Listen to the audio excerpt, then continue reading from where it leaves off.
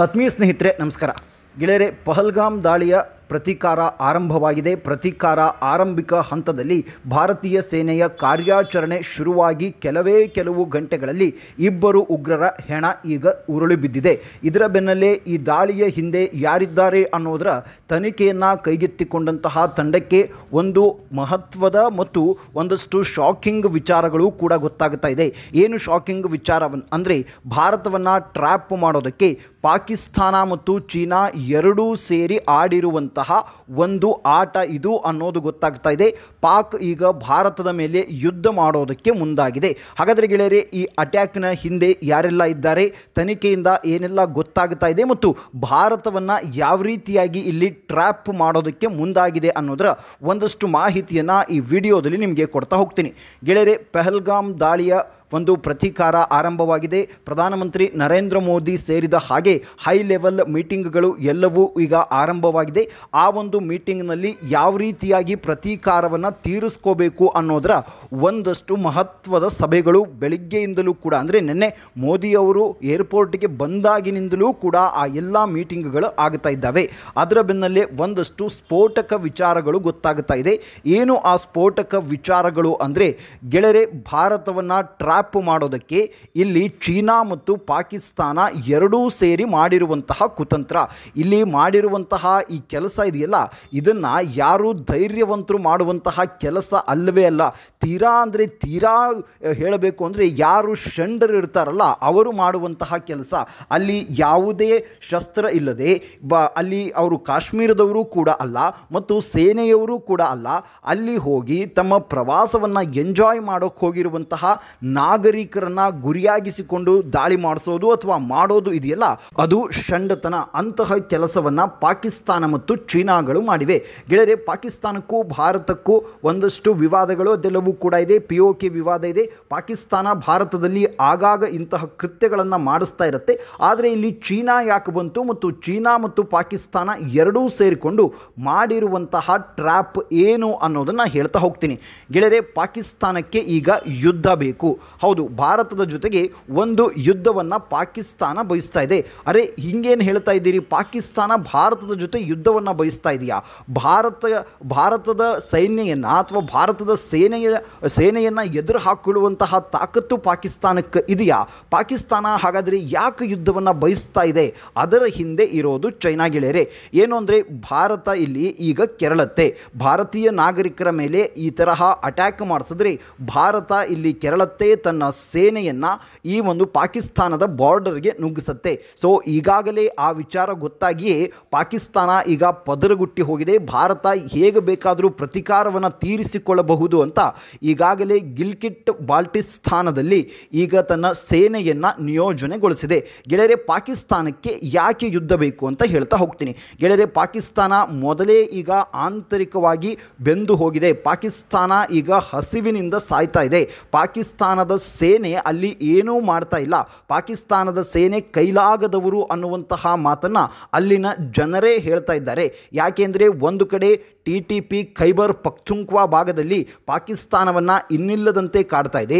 ಇನ್ನೊಂದು ಕಡೆ Baloch liberation army ಪಾಕಿಸ್ತಾನದ ಸೇನೆಯನ್ನು, ಪಾಕಿಸ್ತಾನದ ಅಧಿಕಾರಿಗಳನ್ನು ಎಲ್ಲರನ್ನೂ ಕೂಡ ಹುಡುಕಿ ಹೊಡಿತಾ ಇದ್ದಾರೆ. ಮತ್ತೊಂದು ಕಡೆ ಅಫ್ಘಾನಿಸ್ತಾನವೂ ಕೂಡ ಪಾಕಿಸ್ತಾನವನ್ನು ಟಾರ್ಗೆಟ್ ಮಾಡಿದೆ ಮತ್ತು ಸಿಂಧ್ನಲ್ಲಿಯೂ ಕೂಡ ಪ್ರತ್ಯೇಕತಾ ಕೂಗು ಹೆಚ್ಚಾಗಿದೆ. ಸೊ ಯಾರನ್ನೂ ಕೂಡ ಏನೂ ಮಾಡೋಕ್ಕೆ ಪಾಕಿಸ್ತಾನದ ಸೈನ್ಯಗೆ ಆಗ್ತಾ ಇಲ್ಲ. ಪಾಕಿಸ್ತಾನದ ಸೇನೆಯಲ್ಲಿರುವಂತಹ ಆಫೀಸರ್ಸ್ಗಳನ್ನೇ ಬಲೂಚ್ ಲಿಬರೇಷನ್ ಆರ್ಮಿ ಅಟ್ಯಾಕ್ ಮಾಡಿ ಕೊಂದು ಹಾಕುತ್ತೆ. ಹಾಗಾಗಿ ಅಲ್ಲಿ ಜನರ ಮುಂದೆ ಪಾಕಿಸ್ತಾನದ ಸೇನಾ ಮುಖ್ಯಸ್ಥನ ಮರ್ಯಾದೆ ಹೋಗ್ತಾ ಇದೆ. ಪಾಕಿಸ್ತಾನದ ಸೇನಾ ಮುಖ್ಯಸ್ಥನ ಮರ್ಯಾದೆ ಉಳಿಬೇಕು ಅಂದರೆ ಭಾರತದ ಜೊತೆ ಯುದ್ಧವನ್ನು ಮಾಡಬೇಕು. ಆ ಒಂದು ಎಲ್ಲ ವಿಚಾರವನ್ನು ಪಾಕಿಸ್ತಾನದಲ್ಲಿ ಆಂತರಿಕವಾಗಿ ಏನೇನೆಲ್ಲ ಆಗ್ತಾ ಇದೆಯಲ್ಲ, ಅದನ್ನು ಭಾರತದ ಯುದ್ಧದ ಜೊತೆಗೆ ಫೋಕಸ್ ಮಾಡಬೇಕು ಅನ್ನೋದು ಪಾಕಿಸ್ತಾನದ ಒಂದು ಆಸೆ. ಸೊ ಹಾಗಾಗಿಯೇ ಪಾಕಿಸ್ತಾನ ಒಂದು ಚುಟುಕು ಯುದ್ಧಕ್ಕೆ ಬಯಸ್ತಾ ಇದೆ. POK ಬಾರ್ಡರ್ನಲ್ಲಿ ಭಾರತ ತನ್ನ ಸೇನೆಯನ್ನು ನುಗ್ಗಿಸುತ್ತೆ ಅಂತ ಗೊತ್ತಾಗಿ ಈಗ ಪಾಕಿಸ್ತಾನ ಅಲ್ಲಿ ತಮ್ಮ ಸೇನಾ ನೆಲೆಗಳನ್ನು ನಿಯೋಜನೆ ಮಾಡ್ತಾ ಇದೆ. ಯುದ್ಧ ಟ್ಯಾಂಕರ್ಗಳನ್ನು ಅಲ್ಲಿನ ಶಿಬಿರಗಳಿಗೆ ತಂದು ನಿಲ್ಲಿಸಲಾಗಿದೆ. ಇದು ಪಾಕಿಸ್ತಾನದಲ್ಲಿ ಆಗಿರುವಂತಹ ಬೆಳವಣಿಗೆ. ಗೆಳೆಯರೆ, ಈ ಒಂದು ಯುದ್ಧದಿಂದ ಚೀನಾಗೆ ಏನು ಲಾಭ ಅನ್ನೋದು ಹೇಳ್ತೀನಿ. ಗೆಳೆಯರೆ, ಇದರಲ್ಲಿ ಜಿಯೋ ಪಾಲಿಟಿಕ್ಸ್ ಕೂಡ ಇದೆ. ಈಗ ವಿಶ್ವ ರಾಜಕಾರಣದಲ್ಲಿ ಏನಾಗ್ತಾ ಇದೆ, ಅಮೆರಿಕ ಚೀನಾದ ಮೇಲೆ ಟ್ಯಾರಿಫ್ಗಳನ್ನು ಹಾಕ್ತಾ ಇದೆ. ಅಮೆರಿಕ ಚೀನಾದ ಮೇಲೆ ಟ್ಯಾರಿಫ್ಗಳನ್ನು ಹಾಕ್ತಾ ಇರೋದ್ರಿಂದ ಅದರ ಲಾಭ ಭಾರತಕ್ಕಾಗ್ತಾ ಇದೆ. ಭಾರತಕ್ಕೆ ಕೆಲವೊಂದು ಟ್ಯಾರಿಫ್ಗಳಲ್ಲಿ ಒಂದಷ್ಟು ಡಿಸ್ಕೌಂಟು ಅದೆಲ್ಲವನ್ನೂ ಕೂಡ ಅಮೆರಿಕ ಕೊಟ್ಟಿದೆ. ಆದರೆ ಚೀನಾಗೆ ಮೊದಲಿಗಿಂತಲೂ ಹೆಚ್ಚಿನ ಟ್ಯಾರಿಫನ್ನು ಅಮೆರಿಕ ವಿಧಿಸ್ತಾ ಇದೆ. ಹಾಗಾಗಿ ಕೆಲವೊಂದಿಷ್ಟು ಹೂಡಿಕೆಗಳು ಭಾರತಕ್ಕೆ ಬರುವಂತಹ ಸಾಧ್ಯತೆಗಳಿವೆ. ಇದರ ಲಾಭ ಭಾರತಕ್ಕಾಗತ್ತೆ. ಚೀನಾಗೆ ಭಾರತಕ್ಕೆ ಲಾಭ ಆಗೋದು ಇಷ್ಟ ಇಲ್ಲ. ಜೊತೆಗೆ ಚೀನಾ ಕೂಡ ಭಾರತದ ಜೊತೆಗೆ ಗಡಿ ಸಮಸ್ಯೆಗಳನ್ನು ಹೊಂದಿದೆ. ಹಾಗಾಗಿ ಭಾರತ ಏನಾದರೂ ಪಾಕಿಸ್ತಾನದ ಯುದ್ಧದ ಮೇಲೆ ಫೋಕಸ್ ಆಗಿಬಿಟ್ರೆ ಇಲ್ಲಿ ಚೀನಾ ಗಡಿಗಳಲ್ಲಿ ತನ್ನ ಸೇನೆಯನ್ನು ಕೂಡ ಒಳಗಡೆ ನುಗ್ಗಿಸುವಂತಹ ಕುತಂತ್ರ, ಆನಂತರದಲ್ಲಿ ವಿಶ್ವ ಸಮುದಾಯದಲ್ಲಿ ಭಾರತದಲ್ಲಿ ಶಾಂತಿ ಇಲ್ಲ, ಭಾರತದಲ್ಲಿ ಯುದ್ಧ ನಡೀತಾ ಇದೆ, ಯುದ್ಧಗ್ರಸ್ತ ಭಾರತದಲ್ಲಿ ನೀವು ಯಾಕೆ ಹೂಡಿಕೆ ಮಾಡ್ತಾ ಇದ್ದೀರಿ ಅಂತ ಹೇಳುವಂತಹ ಮತ್ತೊಂದು ಕುತಂತ್ರವನ್ನು ಚೀನಾ ಮತ್ತು ಪಾಕಿಸ್ತಾನ ಇವೆರಡೂ ಸೇರಿ ಮಾಡಿವೆ. ಗೆಳೆಯರೆ, ಈಗ ಭಾರತ ಏನು ಮಾಡಬೇಕು? ಏಕಾಏಕಿಯಾಗಿ ಒಂದಷ್ಟು ಜನ ಹೇಳ್ತಾ ಇದ್ದಾರೆ ಪಾಕಿಸ್ತಾನಕ್ಕೆ ನುಗ್ಗಿಬಿಡಿ, ಪಾಕಿಸ್ತಾನದಲ್ಲಿ ನುಗ್ಗಿಸಿ ಆ ಪಾಕಿಸ್ತಾನದಲ್ಲಿ ಯುದ್ಧವನ್ನು ಆರಂಭ ಮಾಡಿ ಅಂತ. ಗೆಳೆಯರೆ, ಹಾಗೆ ಯುದ್ಧವನ್ನು ಮಾಡೋದಕ್ಕೆ ಆಗೋದಿಲ್ಲ. ಯಾಕೆಂದರೆ ಯುದ್ಧವನ್ನು ಏನಾದರೂ ಮಾಡಿಬಿಟ್ರೆ ಪಾಕಿಸ್ತಾನವೂ ಕೂಡ ಅದಕ್ಕೆ ಕಾಯ್ತಾ ಇದೆ, ಚೀನಾ ಕೂಡ ಅದಕ್ಕೆ ಕಾಯ್ತಾ ಇದೆ. ಭಾರತ ಆ ಯುದ್ಧದಲ್ಲಿ ಏನಾದರೂ ಬ್ಯುಸಿಯಾಗಿ ಬಿಟ್ಟರೆ, ಭಾರತ ಯುದ್ಧದ ಬಗ್ಗೆ ಬಹಳ ತಲೆ ಕೆಡಿಸ್ಕೊಂಡು ಬಿಟ್ಟರೆ ಈ ಕಡೆ ಚೀನಾ ಮತ್ತು ಪಾಕಿಸ್ತಾನ ಇವೆರಡಕ್ಕೂ ಕೂಡ ಲಾಭ ಆಗುತ್ತೆ. ಇವೆರಡೂ ಸೇರಿ ಮಾಡಿರುವಂತಹ ಒಂದು ಟ್ರ್ಯಾಪ್ಗೆ ಭಾರತ ಬೀಳಬೇಕಾಗತ್ತೆ. ಹಾಗಾಗಿ ಈ ಅಟ್ಯಾಕನ್ನು ಕೇವಲ ಒಂದು ಆಯಾಮದಲ್ಲಿ ಈ ಅಟ್ಯಾಕನ್ನು ನೋಡೋದಲ್ಲ, ಇದರಲ್ಲಿ ಬೇರೆ ಬೇರೆ ಆಯಾಮಗಳಿವೆ. ಆ ಎಲ್ಲ ಆಯಾಮಗಳಿಂದ ಈ ಅಟ್ಯಾಕ್ನ ಬಗ್ಗೆ ಈಗ ತನಿಖೆ ಆಗ್ತಾ ಇದೆ. ಇವತ್ತು ಸಂಜೆ ನರೇಂದ್ರ ಮೋದಿ ಅವರು ಅಜಿತ್ ದೋವಲ್ ಅವರ ಜೊತೆಗೆ ಮತ್ತೊಂದು ಸುತ್ತಿನ ಮೀಟಿಂಗ್ ಇದೆ. ಆ ಮೀಟಿಂಗ್ನ ನಂತರ ಒಂದು ಮಹತ್ವದ ಘೋಷಣೆ ಆಗುತ್ತೆ ಅಂದರೆ ಇಡೀ ದೇಶ ತುಂಬ ಅವರೇನು ದೇಶದ ಜನರಿಗಾಗಿ ಅವರು ಆ ರೀತಿಯಾಗಿರುವಂತಹ ಘೋಷಣೆ ಅಂತ ಮಾಡೋದಿಲ್ಲ, ಸೇನೆಗೆ ಆದೇಶವನ್ನು ಕೊಡುತ್ತೆ. ಗೆಳೆಯರೆ, ಈ ಹಿಂದೆಯೂ ಕೂಡ ಪಾಕಿಸ್ತಾನ ಈ ರೀತಿಯಾಗಿ ಮಾಡಿದಾಗ ಭಾರತ ಯುದ್ಧವನ್ನು ಮಾಡುತ್ತೆ, ಭಾರತ ನನ್ನ ಮೇಲೆ ಯುದ್ಧವನ್ನು ಸಾರುತ್ತೆ ಅಂತ ಪಾಕಿಸ್ತಾನ ಎಲ್ಲೋ ಅಂದುಕೊಂಡಿತ್ತು. ಆದರೆ ಭಾರತ ಆ ಎರಡೂ ಸಮಯದಲ್ಲಿ ಬೇರೆ ರೀತಿಯಾಗಿಯೇ ಪಾಕಿಸ್ತಾನಕ್ಕೆ ಬುದ್ಧಿ ಕಲಿಸಿದ್ರು. ಗೆಳೆಯರೆ, ನಿಜಕ್ಕೂ ಇಲ್ಲಿ ಪಾಕಿಸ್ತಾನಕ್ಕೆ ಬುದ್ಧಿಯನ್ನು ಕಲಿಸಬೇಕು.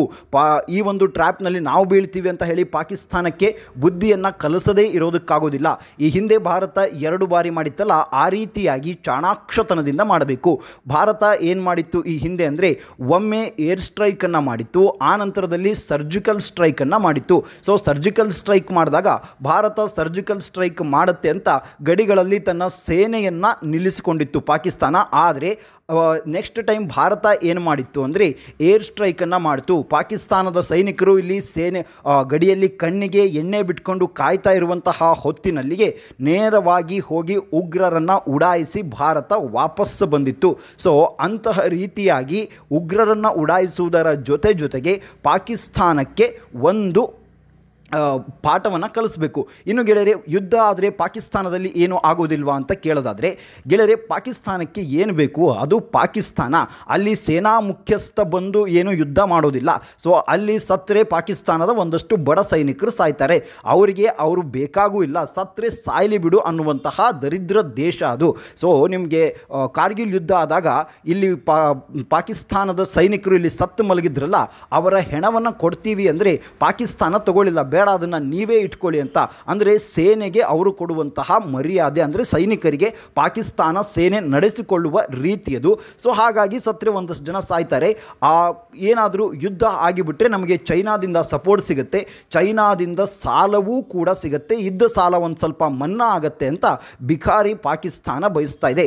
ಇದು ಗೆಳೆಯರೆ ಪಾಕಿಸ್ತಾನ ಮತ್ತು ಚೀನಾ ಮಾಡಿರುವಂತಹ ಕುತಂತ್ರದ ಹಿಂದಿರುವಂತಹ ಒಂದಷ್ಟು ಮಾಹಿತಿ. ಮುಂದಿನ ವಿಡಿಯೋದಲ್ಲಿ ಮತ್ತಷ್ಟು ಮಾಹಿತಿಯ ಜೊತೆಗೆ ಬರ್ತೀನಿ. ಅಲ್ಲಿವರೆಗೂ ಜೈ ಹಿಂದ್, ಜೈ ಕರ್ನಾಟಕ.